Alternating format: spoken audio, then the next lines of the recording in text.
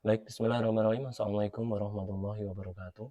Berjumpa dengan saya Fitrianto di channel Pendidik Mahasiswa. Untuk video kali ini saya tujukan pada mahasiswa Ekonomi Syariah kelas 2E di mata kuliah Teori Ekonomi Mikro. Nah, saya buat video ini dengan tujuan sebagai pembelajaran bagi teman-teman yang merasa di perkuliahan di kelas kurang bisa konsentrasi, sehingga bisa membuka video kembali untuk belajar apa yang telah saya sampaikan di kelas di minggu yang lalu. Kita bahas kembali di materi kita yang kedua, di mekanisme pasar terkait dengan permintaan dan juga fungsi permintaan yang telah kita pelajari di minggu yang lalu. Tidak ada salahnya kita belajar lagi. Bagi teman-teman yang merasa masih kurang paham, bisa dibuka kembali video ini. Kita masuk ke definisi permintaan. Apa yang disebut dengan permintaan? Ya, permintaan adalah kesanggupan pembeli untuk membeli berbagai jumlah produk pada berbagai tingkat harga dalam waktu tertentu. Nah, berbicara masalah permintaan atau demand, maka di ekonomi ada kaitannya dengan hukum permintaan. Nah, berbunyi apabila harga barang turun, normalnya permintaan akan naik. Jika harga barang naik, permintaan akan turun selama faktor-faktor lain dianggap tetap atau tidak berubah, atau bahasa lainnya adalah ceteris paribus. Jadi dapat saya simpulkan untuk mempelajari permintaan, hukum permintaan, yang diasumsikan berubah hanyalah harga, yang lainnya tidak berubah atau tetap. Saya contohkan di sini hubungan antara harga dengan jumlah yang diminta. Di tabel di samping menunjukkan hubungan antara harga suatu barang dengan jumlah barang yang diminta. Harga kopi latte dengan jumlah kopi latte yang diminta oleh si konsumen dari berbagai tingkat harga. Ketika harganya 0 yang diminta 16, 1 harganya $1 yang diminta 14, dan seterusnya. Ketika harga $6 yang diminta semakin turun menjadi 4. Nah, dari tabel di samping mengikuti hukum permintaan. Karena apa? Semakin harganya naik, jumlah yang diminta semakin turun. Atau ketika harganya semakin turun, yang diminta semakin banyak. Nah, ini sesuai dengan hukum permintaan. Dari tabel kasus contoh di slide sebelumnya tadi dapat dibuat kurvanya. Nah, kurvanya bagaimana caranya? Teman-teman harus memahami dulu kurvanya. Untuk membuatnya menggunakan garis vertikal dan horizontal. Garis vertikal ya, di sini menunjukkan harga dari barang tersebut. Ya, contohnya di sini adalah harga kopi latte. Kemudian garis horizontal atau garis mendatar menunjukkan jumlah barang yang diminta, quantity atau jumlah barang yang diminta dari kopi tersebut. Di slide sebelumnya tadi sudah ada tabel dari berbagai harga dan jumlah yang diminta. 0 harganya yang diminta 16, harga $1 yang diminta 14, dan seterusnya. Ketika harga $6 yang diminta 4 unit. Bisa dibuat teman-teman, semakin ke atas berarti harganya semakin tinggi. Dibuat dari bawah ya, 0, 1, 2, 3 dan seterusnya. Kemudian jumlah yang diminta sesuai dengan yang ada di tabel. Kita hubungkan dari tabel tersebut antara kaitan harga dengan jumlah yang diminta. Misalnya harga 6 yang diminta 4, harga 5 yang diminta 6, dan seterusnya. Kita tarik garis penghubung tersebut, maka akan membentuk sebuah kurva permintaan yang bergerak dari kiri atas ke kanan bawah atau kanan bawah ke kiri atas. Ini yang disebut dengan kurva permintaan. Kemudian bagaimana selanjutnya? Ya, kalau di slide yang saya jelaskan tadi, misalnya hanya satu konsumen saja yang saya contohkan, bagaimana kalau misalnya konsumennya lebih dari satu, Pak? Maka akan membentuk suatu permintaan pasar. Ya, permintaan individu berbeda dibandingkan dengan permintaan pasar. Kalau permintaan pasar adalah jumlah ya yang diminta di pasar adalah jumlah yang diminta oleh seluruh pembeli. Ini gabungan dari seluruh pembeli. Untuk yang di slide sebelumnya adalah hanya diasumsikan satu pembeli saja. Saya contohkan di sini lebih dari satu orang bisa disebut dengan permintaan pasar. Misalnya ada namanya Joe dan Biden. Ketika harga 0, 1, 2, 3, 4, 5, 6, maka misalnya Joe ini meminta 16 ketika harga 0. Ketika harganya 1, yang diminta 14, dan seterusnya. Ya, untuk yang Joe hampir mirip dengan slide sebelumnya. Kemudian untuk yang Biden, bagaimana? Ingat, permintaan dari tiap individu yang membentuk permintaan pasar, mereka akan berbeda-beda. Ya. Preferensi mereka itu berbeda-beda tiap individu. Ketika harga 0, Joe meminta 16, Biden 8. Ketika harga 1, Joe meminta 14, Biden 7, dan seterusnya. Ketika harga 6, si Joe minta 4, dan si Biden minta 2. Nah, antara Joe dan Biden, dari berbagai tingkat harga, dengan jumlah yang diminta mereka, ini akan membentuk market demand atau permintaan pasar, market quantity of demand. Dari Joe dan Biden di jumlah, ya, misalnya ketika harga 0, ya 16 plus 8, 24, dan seterusnya. Bagaimana kalau konsumennya 100, Pak? Ya udah, 100 itu di jumlah semuanya akan membentuk market demand atau permintaan pasar. Untuk kurvanya sama, seperti yang individu tadi, ya, dari market demand, ya, antara Joe dan Biden tadi digabung, akan membentuk kurva permintaan dari berbagai tingkat harga dan jumlah yang diminta. Ketika harga $6, gabungan Joe dan Biden tadi meminta 6, ya, misalnya di sini 6. Kemudian ketika harga 0, Joe dan Biden jumlahnya ada 24, dan seterusnya. Kurva permintaan sama ya, garis vertikal menunjukkan harga, garis horizontal menunjukkan jumlah barang yang diminta. Kemudian untuk selanjutnya ada kaitannya dengan pembahasan apakah kurva permintaan itu bisa bergeser, Pak? Jawabannya bisa. Ya. Ingat, kita belajar di hukum permintaan, di permintaan diasumsikan yang mempengaruhi naik turunnya permintaan adalah harga. Kurva permintaan menunjukkan bagaimana harga mempengaruhi kuantitas atau jumlah barang yang diminta, selama hal-hal yang lain dianggap tidak berubah atau ceteris paribus. Hal-hal lain ini adalah faktor penentu permintaan selain harga. Perubahan menggeser kurva D, baik ke kanan maupun ke kiri. Saya contohkan yang menyebabkan pergeseran kurva permintaan. Yang pertama adalah pendapatan. Kita ingat di ekonomi bahwasanya ada barang normal dan barang inferior. Kita bahas dulu, permintaan barang normal berhubungan positif dengan pendapatan. Barang normal itu apa sih, Pak? Misalnya apa? Beras, sembako. Ketika gaji naik, berarti jumlah yang diminta akan semakin banyak juga. Misalnya ketika gajinya 3 juta, yang barang yang diminta per bulannya katakanlah 20 kilo.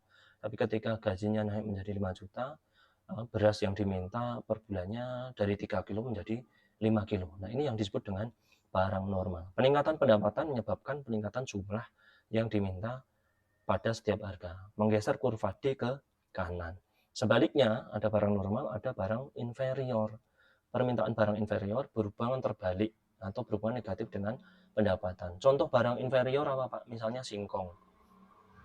Nah, ketika pendapatan seseorang 3 juta misalnya, konsumsinya untuk sehari-hari seringnya makan singkong. Tapi ketika pendapatan dari seseorang tersebut naik dari 3 juta menjadi 5 juta, maka permintaan singkong untuk si konsumen tersebut akan semakin turun. Karena apa? Sudah mampu membeli barang beras. Maka barang inferior singkong tersebut permintaannya akan semakin berkurang. Sehingga peningkatan pendapatan, ya, yang sebelumnya membeli singkong, gajinya naik, singkongnya sudah tidak dibeli atau membelinya semakin sedikit, maka akan menggeser kurva permintaan D untuk singkong bergeser ke kiri. Ya. Ada barang normal dan barang inferior. Kemudian pergeseran kurva permintaan selanjutnya disebabkan terkait dengan harga barang tersebut. Ya. Ada yang disebut dengan substitusi dan ada yang disebut dengan saling melengkapi. Kalau substitusi berarti ada substitusi dan saling menggantikan. Substitusi itu menggantikan, mohon maaf. Bisa menggantikan dan saling melengkapi. Ya, kita bahas dulu yang substitusi atau saling melengkapi. Saling menggantikan, mohon maaf. Dua barang dikatakan substitusi jika kenaikan harga salah satu barang menyebabkan peningkatan permintaan barang lainnya. Misalnya ada pizza dan burger, sama-sama junk food. Ketika salah satu ini naik, baik pizza maupun burger, maka konsumen akan cenderung meminta yang lebih terhadap barang yang lainnya. Misalnya yang naik di sini adalah pizza. Maka burger ini akan mengalami permintaan semakin banyak sehingga menggeser kurva ke kanan. Sama-sama junk food ya. Misalnya minuman Coca-Cola dan Fanta ya. Coca-Cola dan Fanta misalnya sama-sama minuman bersoda. Salah satu naik maka akan menggeser kenaikan salah satu barang tersebut menjadi lebih banyak. Nah, dan seterusnya. Kita bahas selanjutnya terkait masih hubungannya dengan harga barang terkait. Kalau di slide sebelumnya adalah substitusi, saling menggantikan, maka dua barang dikatakan saling melengkapi, saling komplementer ya. Jika kenaikan harga salah satu barang menyebabkan penurunan permintaan barang yang lainnya. Misalnya komputer dan software, ini kan saling melengkapi. Tidak bisa komputer hanya berjalan sendiri tanpa software atau sebaliknya software hanya berjalan sendiri tanpa komputer. Jika harga komputer naik, orang akan membeli lebih sedikit. Mohon maaf di sini ya. Jika harga software naik, maka orang akan lebih sedikit membeli komputer. Sehingga permintaan terkait software juga akan berkurang, bergeser ke kiri. Selanjutnya, pergeseran kurva permintaan disebabkan karena selera atau taste. Apapun yang menyebabkan pergeseran selera terhadap suatu barang akan meningkatkan permintaan terhadap barang tersebut dan menggeser kurva permintaan barang tersebut semakin ke kanan. Misalnya ada ngetren nih, diet Atkins, ya. Makannya hanya telur saja. Ini populer di tahun 90, sehingga menyebabkan permintaan telur di pasaran juga akan meningkat, bergeser permintaannya ke kanan. Kita lanjut ke slide berikutnya. Pergeseran kurva permintaan disebabkan karena harapan di masa depan, ekspektasi yang mempengaruhi keputusan konsumen untuk membeli suatu barang tersebut. Jika masyarakat mengharapkan pendapatan mereka meningkat di masa depan, permintaan terhadap makanan mewah di restoran mungkin akan meningkat dari saat ini. Misalnya tahun depan 2026, gaji diprediksi akan naik berkali lipat dari tahun 2025. Ya, masyarakat cenderung akan membeli makanan, ya, misalnya untuk jajan di restoran mewah, sehingga meningkatkan permintaan makanan mewah yang ada di restoran. Atau misalnya ada prediksi perekonomian suatu negara di masa depan akan semakin buruk, misalnya terjadi resesi, kondisi ekonomi tidak tentu. Bisa jadi permintaan untuk suatu mobil akan turun saat ini karena prediksi di masa depan harga mobil nanti kalau dijual misalnya semakin turun harganya, maka permintaannya juga akan semakin turun mulai saat ini. Kita lanjut ke slide berikutnya. Pergeseran kurva permintaan atau demand curve shifter. Misal jika harga tetap tetapi jumlah produk yang diminta bertambah, maka permintaannya akan meningkat. Misalnya harga tetap nih, awalnya P1, jumlah barang yang diminta Q1. Harganya tetap, tapi yang diminta naik, maka menggeser ke kanan. Dari Q1 menjadi Q2. D1 ke D2. Kemudian selanjutnya jika harga tetap, tetapi jumlah produk yang diminta berkurang, maka permintaannya akan turun. Harga tetap, tapi jumlah yang diminta akan turun, akan bergeser ke kiri. Nah, P1 awalnya menjadi Q1. Kemudian harganya tetap, tapi jumlah barang yang diminta bergeser ke kiri, semakin berkurang ke Q2, bergeser ke kiri, D1 ke D2. Dan selanjutnya jika harga naik, jumlah produk yang diminta tetap, kurva bergeser ke kanan. Harga awalnya P1, jumlah yang diminta Q1. Harga naik, yang diminta tetap, ya, menjadi P2, yang diminta tetap Q1, bergeser ke kanan dari D1 ke D2. Jika harga turun tetapi jumlah produk yang diminta tetap, maka kurva permintaannya bergeser ke kiri. Harga turun, awalnya P1, jumlah yang diminta Q1. Harga turun, jumlah barang yang diminta juga turun, maka kurva bergeser ke kiri. Saya kira tidak terlalu susah untuk pergeseran kurva permintaan di beberapa slide ini. Kita lanjut ke pembahasan inti di permintaan terkait dengan fungsi permintaan. Adalah ilmu ekonomi yang menggambarkan hubungan antara harga barang, price, dengan jumlah barang yang diminta oleh konsumen, Q. Fungsi permintaan digunakan untuk menganalisis perilaku konsumen dan harga barang. Kita kasih contoh ya. Sebelum saya contoh, bagaimana untuk menuliskan fungsi permintaan, Pak?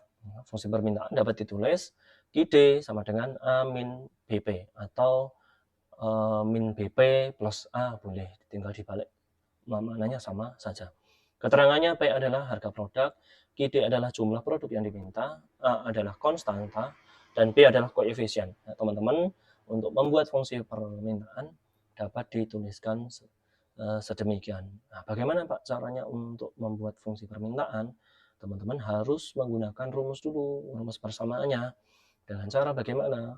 Ya, menggunakan Q dikurangi Q1 dibagi Q2 dikurangi Q1 sama dengan P dikurangi P1 dibagi P2 min P1. P1 adalah harga awal, P2 adalah harga setelah perubahan, baik itu naik atau turun. Q1 adalah jumlah barang awal yang diminta, kemudian Q2 adalah jumlah barang yang diminta setelah perubahan, baik itu naik maupun turun. Saya contohkan, misalnya di sini kasusnya barangnya naik. Dalam suatu pasar diketahui saat harga beras Rp5, jumlah barang yang diminta 40 kilo. Ketika harga naik menjadi 15, maka jumlah yang diminta turun menjadi 20 kg. Diminta untuk membuat fungsi permintaannya. Teman-teman biar cepat ngerjainnya, biar nggak bingung, biar nggak salah, meminimalisir kesalahan, ditulis dulu apa yang diketahuinya. Ya. Diketahuinya apa Pak? Tadi harga awalnya adalah 5 P1. Jumlah barang yang diminta Q1 adalah 40. Harga naik menjadi 15 P2. Kemudian jumlah barang yang diminta menjadi 20 Q2. Nah, teman-teman ditulis dulu yang ini. Ya, biar tidak salah. Kalau tidak ditulis, biasanya banyak yang salah mahasiswa. Nah, kalau salah nanti kan ke bawahnya juga salah. Kemudian selanjutnya bagaimana? Rumusnya ditulis ya, biar nggak lupa. Q min Q1 dibagi Q2 min Q1 sama dengan P dikurangi P1 dibagi P2 min P1. Nah, dimasukkan semuanya. Q min 40 ya, Q min Q1. Q-nya kan belum ada. Q1-nya 40 dikurangi 40. Dibagi Q2, Q2-nya sudah ada 20 dikurangi Q1 dikurangi 40 sama dengan P dikurangi P1. P1-nya adalah 5 dibagi P2 min P1. 15 dikurangi 5. Kemudian lanjut. Q min 40 tetap dibagi. Ya, yang bisa disederhanakan mana sih ini? 20 dikurangi 40 min 20. Sama dengan P min 5 masih tetap. 15 dibagi 15 dikurangi 5, 10. Setelah itu bagaimana? Dikali silang. Kali silang adalah kanan bawah dikali kiri atas. Nah, sama dengan kiri bawah dikali kanan atas. Nah, maka didapat 10 dikali ya, Q min 40 ya. Kiri bawah kanan bawah dikali kiri atas. Sama dengan kiri bawah min 20 dikali P min 5 dikali 1, 1. Ya, bagaimana caranya? Ya, 10 kali Q, 10 Q. Ya, 10 kali min 40. Ya, teman-teman tolong ingat, positif kali negatif sama dengan tetap negatif. Ya, 10 kali min 40 sama dengan min 400. Sama dengan min 20 kali P, min 20P. Dikali lagi, bagaimana? Min 20 kali min 5. Negatif kali negatif sama dengan positif. Positif 100. Kita mencari Q ya. Di slide sebelumnya untuk menuliskan fungsi permintaan adalah QD atau Q sama dengan bla bla bla bla. Berarti Q-nya harus ditaruh di depan. Kemudian langsung sama dengan. Bagaimana Pak caranya? Ya, yang ada Q-nya kan hanya 10 Q ini. Berarti 10 Q-nya ini kita taruh di paling kiri. Setelah itu langsung sama dengan. Akan didapat seperti ini. 10 Q sama dengan ya, sama dengan di sini ya. Min 20P plus 100. Nah, yang min 400 kemana? Kita geser ke kanan. Ya. Di sini kan sebelah kiri nih, batasnya ini adalah sama dengan. Ya. Ketika bergeser ruas, baik ke kiri maupun ke kanan, yang semula positif menjadi negatif. Yang semula negatif menjadi positif. Kita geser ke kanan. Ya. Min 400, kita loncat ke kanan menjadi positif 400. Kemudian bagaimana selanjutnya? Ya, kita sederhanakan kembali ya, lebih kecil lagi. 10Q sama dengan min 20, ya, 100 plus 400 sama dengan positif 500. Kita mencari Q, bukan 10Q. Ya, kalau 10Q ini kan belum selesai nih, belum jadi fungsi permintaan. Biar jadi Q saja bagaimana? Harus dibagi 10. Kalau di sebelah kiri dibagi 10, semuanya harus dibagi 10. 10Q dibagi 10 sama dengan 1Q. 1Q bisa ditulis dengan Q saja. Kalau dibagi 10, semuanya harus dibagi 10. Min 20 bagi 10, ya, negatif bagi positif, tetap negatif, ya, min 2P. Ya. Kemudian positif bagi positif, ya, 500 bagi 10 sama dengan 50. Ini sudah jadi fungsi permintaan. Kalau teman-teman mau geser 50 dikurangi min 2P, Pak, sama saja. Ya. Yang penting maknanya sama. Kurvanya bagaimana? Kurvanya gampang. Tinggal Anda tulis tadi sesuai dengan yang dari soal. Ketika harganya 5, yang diminta 40. Anda tinggal menghubungkan garis-garis, ya, 5 ke 10. Kemudian ketika harga naik menjadi 15, yang diminta turun menjadi 20. Nah, Anda tinggal buat garis penghubungnya di antara jumlah yang diminta dengan harganya. Ya. Kemudian ditariklah garis dari kiri atas ke kanan bawah. Ya. Ini disebut dengan permintaan. Ya, fungsinya Anda tulis di sini, GD sama dengan min 2P plus 50. GD apa, Pak? Karena ini adalah kasus fungsi permintaan, maka kita tulis GD. Kalau di fungsi penawaran, nanti jadinya QS. Minggu depan kita pelajari yang penawaran. Bagaimana contoh yang lain, Pak? Kalau di slide ini, contohnya adalah harga naik. Kalau harga turun bagaimana? Saya contohkan sekali lagi, ya. Pada saat harga barang 60, jumlah yang diminta 20. Ketika harga barang turun, ya, menjadi 40, maka yang diminta menjadi 30. Sesuai dengan kaidah hukum permintaan, ini sudah sesuai. Harga turun, yang diminta naik. Kalau di slide sebelumnya tadi, harga naik, yang diminta turun. Sesuai dengan hukum permintaan. Fokusnya kita di pertanyaan yang A. Buatlah fungsi permintaan dan kurva permintaan. Untuk yang B, kita akan pelajari di beberapa waktu ke depan. Sama seperti yang sudah saya jelaskan tadi, teman-teman ditulis dulu apa yang diketahui. Yang diketahui apa?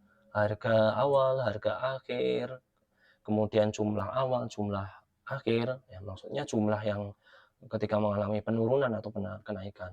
P1 harga awal, jumlah yang diminta Q1 20. P2 turun menjadi 40, jumlah yang diminta naik menjadi 30 atau Q2.